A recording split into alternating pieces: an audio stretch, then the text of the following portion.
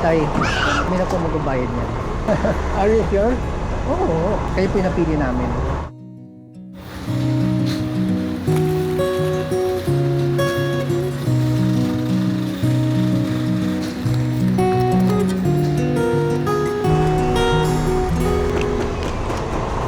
Tay, kami na po magbabayad niya.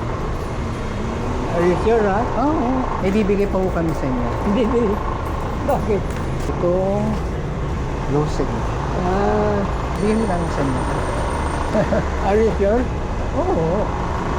Tay, gusto lang kasi namin na makatulong.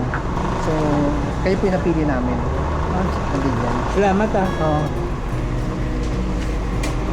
Taga saan po kayo, Tay? Dito.